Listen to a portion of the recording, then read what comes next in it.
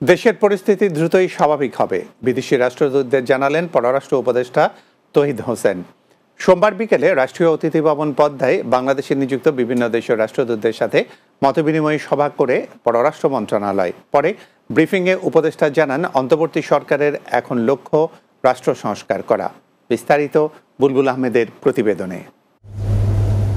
সোমবার বিকেলে রাষ্ট্রীয় অতিথি ভবন পদ্মায় বাংলাদেশে নিযুক্ত বিভিন্ন দেশের রাষ্ট্রদূতদের সাথে মতবিনিময় করেন অন্তর্বর্তীকালীন সরকারের পররাষ্ট্র উপদেষ্টা তৌহিদ Hossain.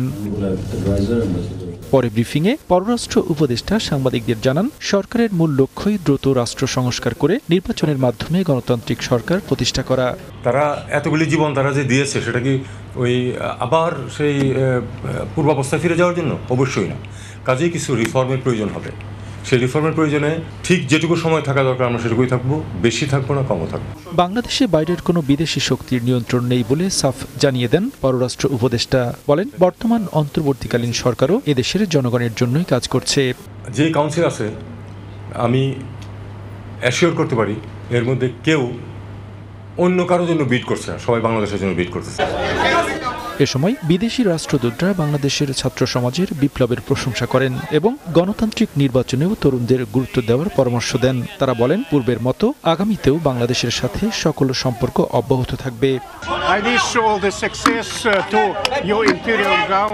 Our policy is to have friendly relations with all the people of Bangladesh. My deepest condolence to the people who sacrificed their life for the freedom of this country. The most important thing was that they will now listen to the voice of the young people. I think that's extremely important. Bulbul Ahmed, Bangla TV, Dhaka.